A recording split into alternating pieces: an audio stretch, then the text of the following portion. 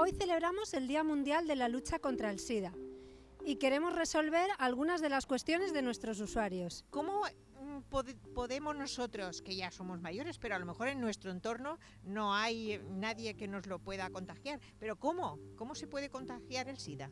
En primer lugar, me gustaría matizar que el hecho de superar cierta edad no implica diferencias a la hora de adquirir el VIH, al igual que el virus no diferencia raza, nivel socioeconómico y orientación sexual.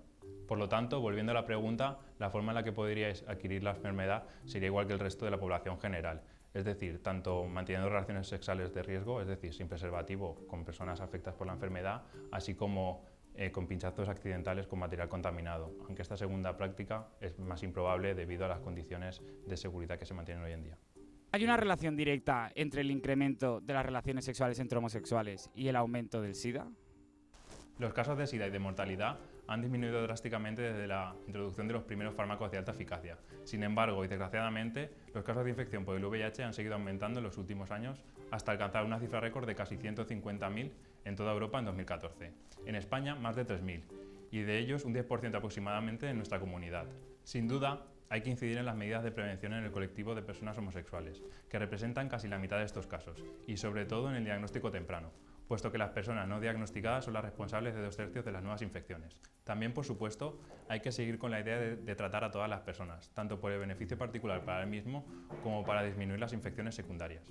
Bueno, quería preguntar si el SIDA tiene cura y si había algún tratamiento o alguna vacuna pues, para mejorarlo o tratarlo. Por el momento, la infección VIH y el SIDA no tienen curación, y la verdad es que en este aspecto hay que ser tan solo parcialmente optimistas. Hay abiertas varias vías de investigación, pero son muchas las dificultades de erradicación cuando hablamos de un virus que se integra como una parte más dentro de nuestros cromosomas. Por el momento, el único paciente que está oficialmente curado es el llamado paciente Berlín, Timothy Wright Brown, que recibió tratamiento con radioterapia y quimioterapia y posteriormente un trasplante de médula ósea, casualmente con un donante delta 32 homocigoto. Esto significa que no tiene los receptores por los que entra habitualmente el VIH en la célula CD4 y así cronifica la infección. Pero este procedimiento es muy agresivo y con una importante tasa de complicaciones y mortalidad durante el mismo. Es sin duda una de las principales vías de investigación y de hecho se quiere reproducir esta estrategia en España. Concretamente en 5 pacientes que requieran el trasplante por padecer una leucemia y que tengan a su vez el VIH. ¿Cuál es la esperanza de vida para las personas que tienen SIDA?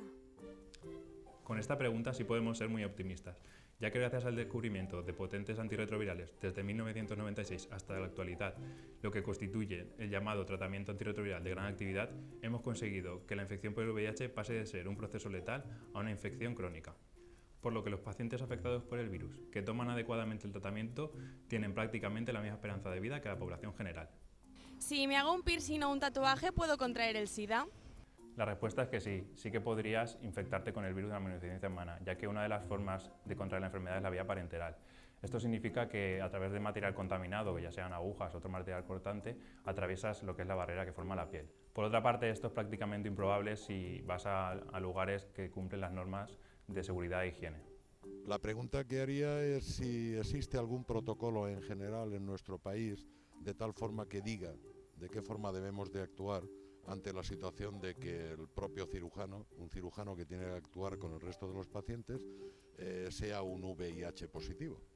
La verdad es que no existe ningún protocolo en la forma en que debe actuar un facultativo, en este caso un cirujano, con infección por el VIH a la hora de atender a los pacientes. Las precauciones que debemos tomar deben ser las mismas que tomamos cuando asistimos a un paciente con VIH, que a su vez son las mismas que aplicamos con la población general. Por lo tanto, no hace falta tener nada por escrito ni nada especial que no sea aplicar el sentido común.